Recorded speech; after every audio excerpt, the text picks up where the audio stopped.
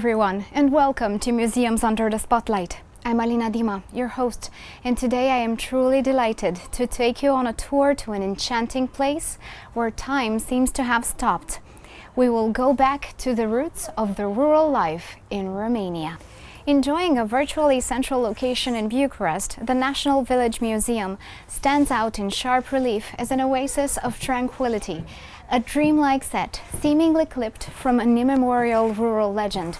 This beautiful outdoor museum aims to provide a comprehensive picture in the architectural styles in building the traditional rural homes throughout Romania. And it invites us with open arms to discover all its treasures. Well, ladies and gentlemen, as promised, today we are in an enchanting place, a fairy tale-like place in the heart of Bucharest that speaks about the Romanian traditions and the roots of our people. And today, together with our wonderful host, Iuliana Grumozescu, we are going to discover all the beautiful traditions that relate to the Romanians and how they are so well kept here at the Village Museum.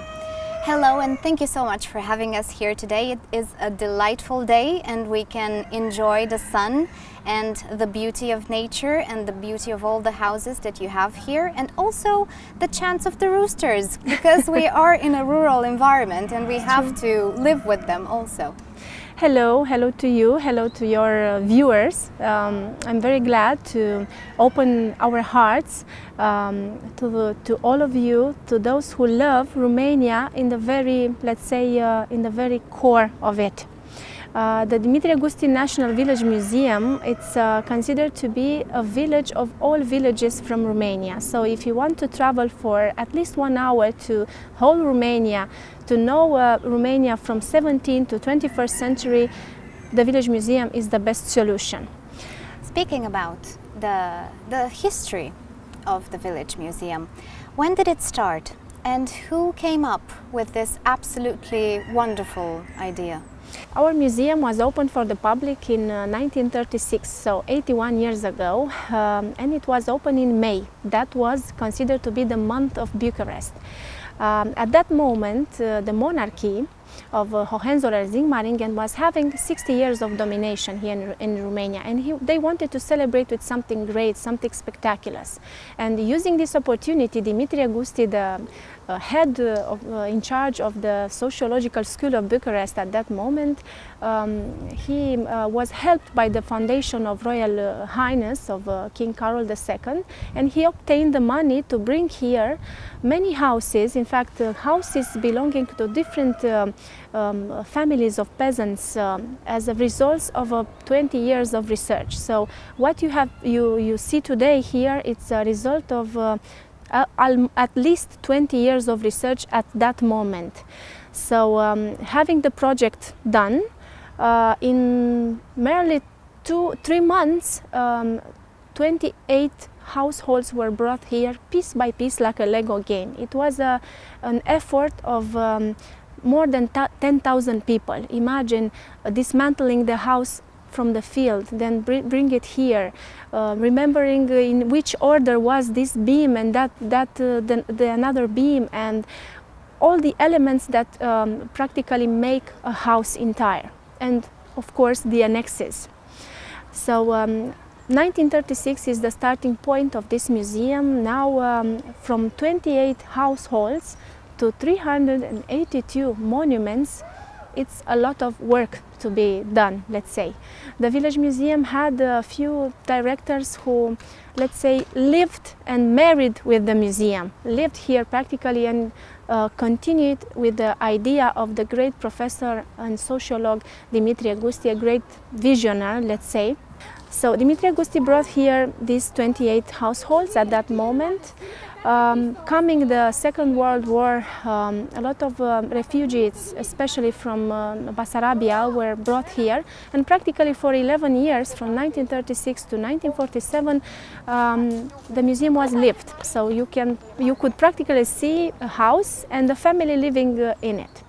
Because of this, the museum lost a big part of its patrimony. For example, what is today it's only, let's say, 90% or maybe less of what museum was then, because we had also the Rose Island that is in the Herăstrău Park now, and it was considered to be the international village, because it was a great dream of Dimitrie Gusti to have there, let's say, an ethnographic, compared ethnographic exhibition as well. After this period, Dimitrie Gusti considered that the museum should be what it is even today, park, a museum of traditional architecture, rural architecture, starting point from 17th to 20th century, showing to the people the beautiful and the diversity of the architecture from different places all around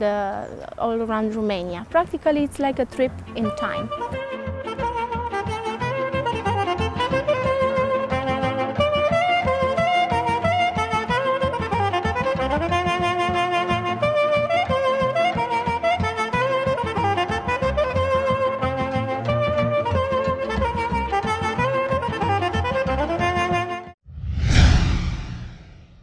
Speaking about trips in time, for a nation, for a people, the preservation of the traditions are extremely important when it comes to the basis on which we build our present and our future.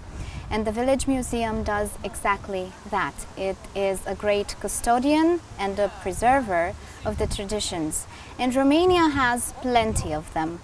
I would like to speak a little bit, at least, about the Romanian traditions and about the authenticity and uniqueness of our traditions, considering the fact that some of them are even part of the UNESCO World Heritage.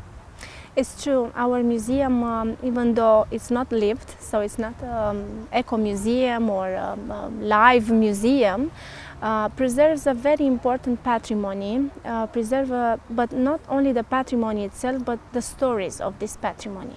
And these stories to be told are almost every weekend when we have events concerning the Christian traditions, but also the pre-Christian traditions, events that allow the people to approach more of the stories of the house, but also of the craftsman. In fact, our museum relies very much on this, the presence of the craftsman here at these important events of the folk calendar, but also the Christian calendar. Coming back again to these traditions, we cannot, let's say, use all the patrimony inside and let people step in and use them, because we will lose this patrimony, and we will not have to show maybe 100 years from now on to those people who will live at that moment. But we try very much to recontextualize, if you can get the idea, on the stage, but not only on the stage, all these traditions regarding masks, regarding Easter traditions with the eggs, painted eggs, with the icons. Then, for example, the middle of the agrarian and the pastoral year celebrated by Saint Ilie on 20th of July, when the shepherdmen were coming back from the mountain and they were participating at these get-togethers on different areas with music, with dances, and they could find at that moment maybe a wife, and the promise of waiting for him when he is coming back from the mountain in October. Also the winter celebrations that have important signification related with the coming of the new year and letting go the last year, the old year.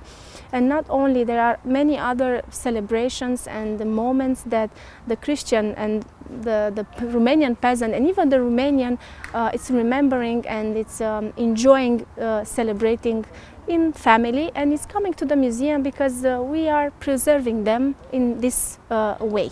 The village has an evolution, of course, and we try our best to keep that evolution up to date, to have here the craftsmen showing and explaining about their crafts. It's so important to keep all the traditions very much alive, because even though we are Christians, many traditions come from pre-Christian era, and there were many rituals regarding the phenomena of nature, any kind of phenomena, mostly related to agriculture.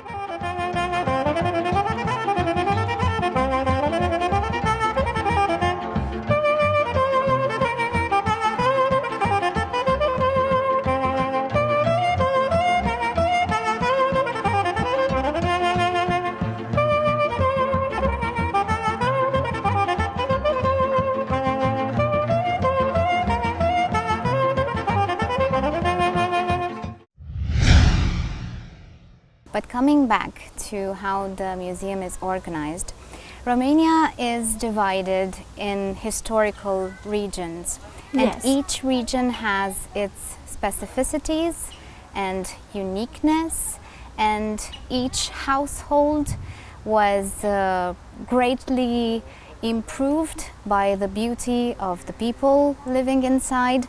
And the village museum is a miniature of Romania, we can definitely Yes. say that, and it's the beating heart of Romania, of rural Romania, traditional Romania, and we can enjoy it today and hopefully in many years to come.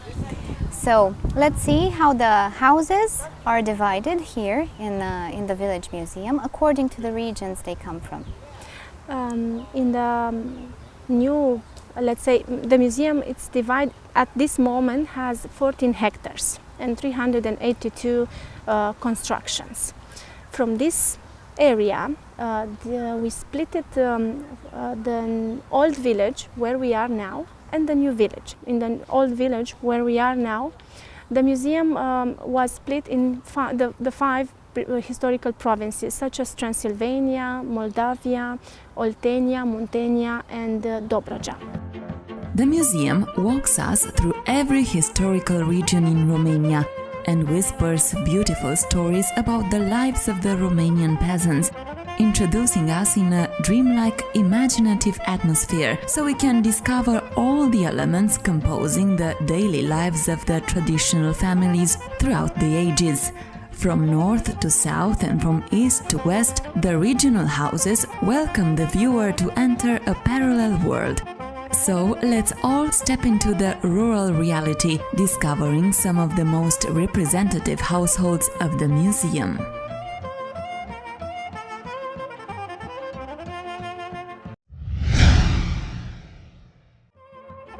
From the region of Năsăud in the northern part of Transylvania, this house from the village of Șanț was transferred to the village museum in the year 1936, and the construction dates back to the year 1896.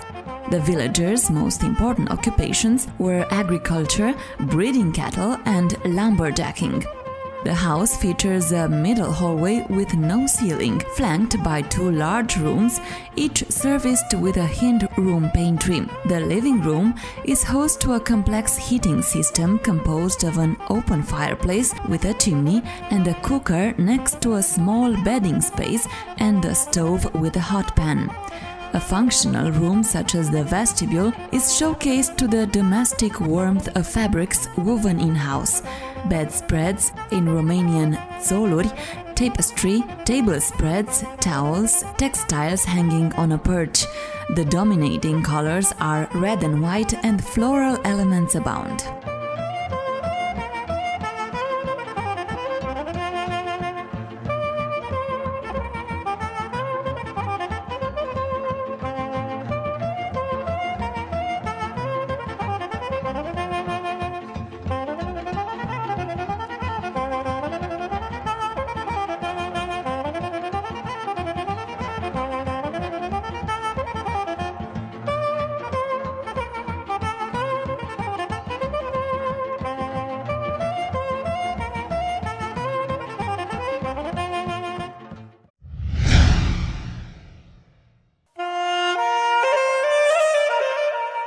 From Năsăud, we go to Maramureș, also in northern Transylvania, to discover the church in Dragomirești, built in 1722. with notched spruce gardens and beams in conformity with particular Maramuresh architecture. Building this religious edifice, carpenters used construction techniques similar to the construction of houses and homestead annexes, thus bestowing an exceptional stylistic and architectural uniformity in the area. From an artistic perspective, the decorative elements stand out on the carved pillars of the open porch, united by elegant arches at the top and fretted balustrade at the bottom. Another decorative element is the church's double-tiered roof, with steep slopes specific to northern Carpathians. The bell tower, with a svelte silhouette and crest covering the turret, is a 35-meter standpoint that balances the proportion of the entire edifice. The church stands under the protection of the Assumption.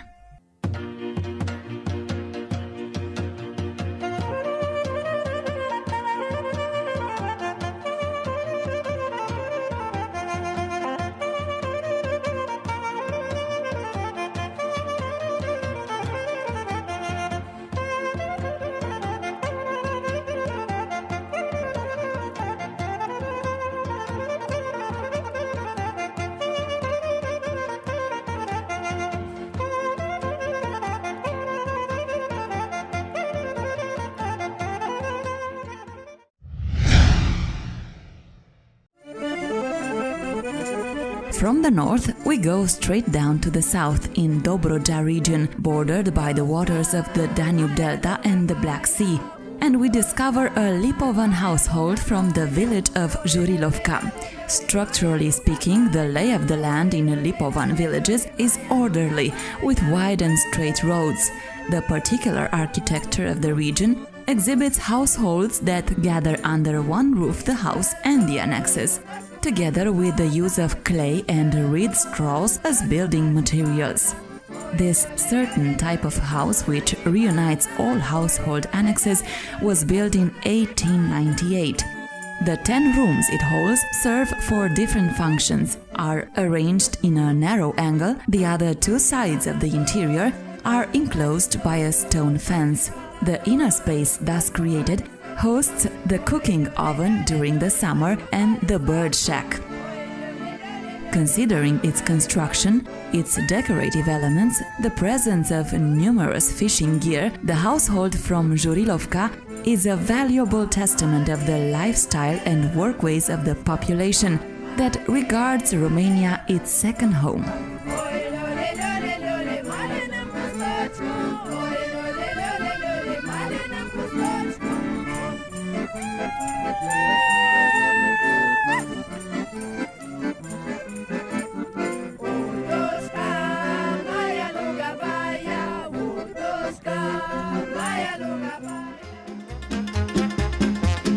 From Dobroja, we continue our virtual journey to the region of Moldavia, only to discover a little jewel of the museum and also one of the oldest constructions present here. The scattered village of Zapodeni is somewhat atypical to rural settlements in the hilltop area. The natural and geographic setting has and still offers auspicious conditions for intense agriculture, wine growing, to a less extent, the breeding of cattle.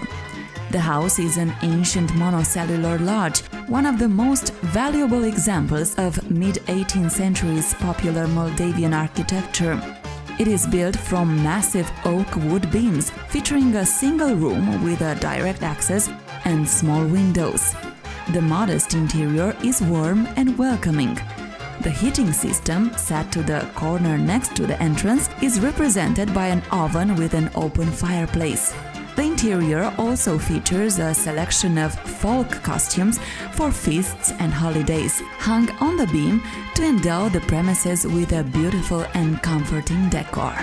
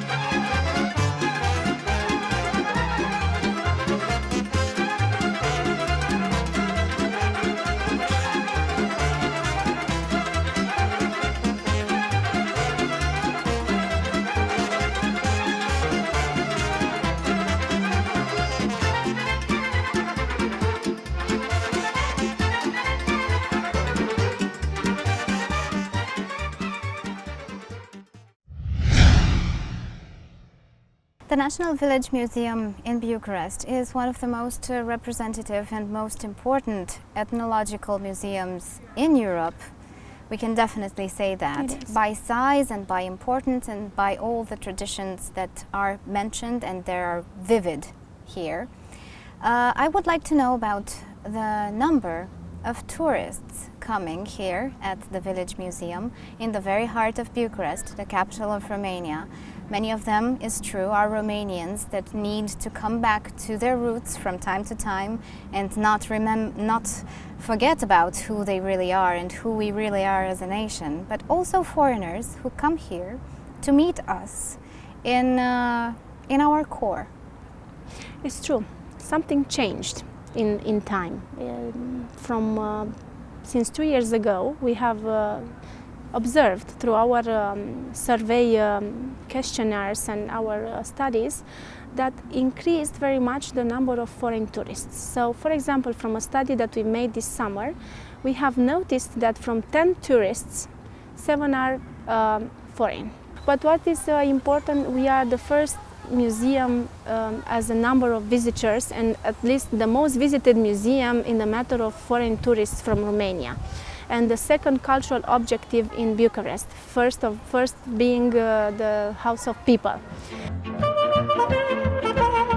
The National Village Museum receives annually more than 500,000 enthusiastic tourists that enjoy the Romanian rural patrimony and the beautiful outdoors, hospitable in every season, as the museum is open from spring to winter, always changing colors, like a splendid, vivid painting.